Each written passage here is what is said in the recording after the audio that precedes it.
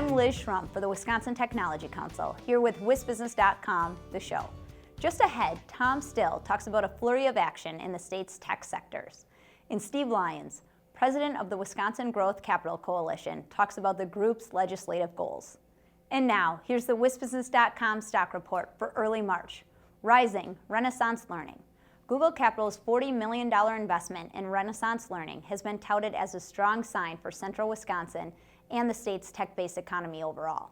Renaissance Learning, which employs about 600 people in Wisconsin Rapids and 900 worldwide, is the first investment Google Capital has made in education technology, and only the third of any type since its creation in 2013.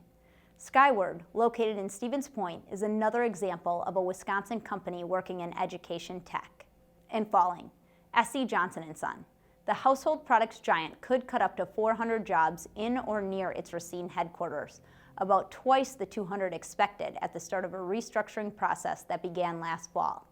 At that time, the company hoped to bolster its position against rival companies, despite a recent run of record sales and profits. The deeper cuts would reduce the company's workforce from its current level of about 3,500 people. And now, here's Tom Still with his Inside Wisconsin commentary.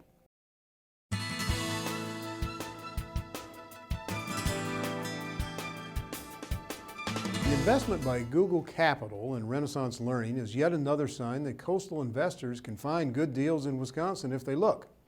And that's because there are more promising deals to be found, thanks to a startup culture that is producing more tech-based companies across many industry sectors. The 52 semi-finalists in the Governor's Business Plan Contest offer a ready example.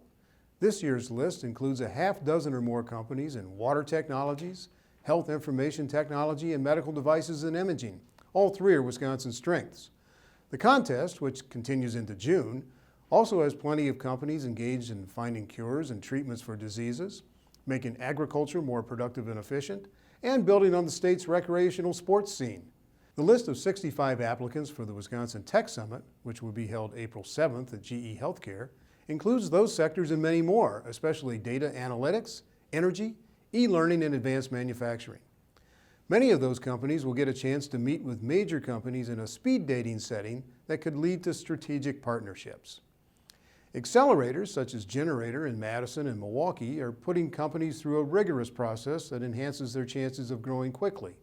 The rise of co-working spaces means more young companies are getting the chance to work together in cost-effective settings. Finally, institutions of higher learning, public and private, are investing more in processes that encourage student and faculty entrepreneurs to bring their ideas forward. It's no secret that Wisconsin is still behind the national curve when it comes to producing young companies, but the infrastructure in place statewide suggests that it's possible to do so in just about any industry sector. Want to learn more? Check out the Entrepreneur's Toolkit at witoolkit.com for an inventory of services for emerging companies in Wisconsin. Who knows? Maybe Google Capital will find your company too. Thanks, Tom. I'll be right back with Steve Lyons, president of the Wisconsin Growth Capital Coalition. White Hirschbeck Dudek represents companies at all stages of development and in a wide range of industries to navigate the legal challenges of regional, national, and global growth. At WHD, every stage takes center stage. I'm back with Steve Lyons, president of the Wisconsin Growth Capital Coalition. Welcome, Steve. Welcome, Liz. Thanks for having me. What is the Wisconsin Growth Capital Coalition, and on what issues has it focused? The Wisconsin Growth Capital Coalition was created in early 2013 to work with entrepreneurs, early startup companies, angel networks, and venture capitalists to help promote Wisconsin's high-growth economy and to help our economy grow in the high-tech sector. As the legislature moves toward adjourning this spring, what are some issues on the coalition's radar screen right now?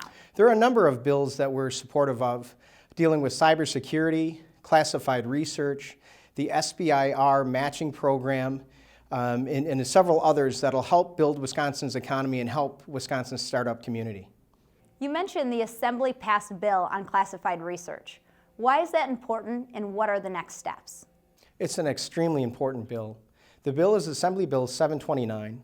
It's authored by State Representative Mike Kuglich, a Republican from New Berlin, and State Representative Rob Call, a Democrat from Monona. And this bill allows the state of Wisconsin and the university system to allow for classified research.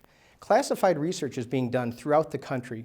For example, at Johns Hopkins, they average about $2 billion, with a B, $2 billion a year on classified research. In Wisconsin, there is no classified research being done at any of the universities. This allows the university system to create a partnership with the federal government and the businesses that work with the federal government to work on things like cybersecurity, linguistics, and other things to look at opportunities to build Wisconsin's economy and do the research that could be done here instead of other places like California, Colorado, and again, Johns Hopkins. We're very excited about it. The bill has already passed the Assembly 99-0 and is currently in the Senate. We're working very hard with senators from both parties to get this bill passed in the Senate and to the governor's desk. Thanks, Steve, and thank you for watching this edition of WisBusiness.com, the show. The show is produced by WisBusiness.com and the Wisconsin Technology Council, and sponsored by Whitehurst Beck Dudek, MG&E, and UW-Milwaukee. Visit our websites to read and learn more. I'm Liz Schrum of Talent Foot Executive Search. See you next time.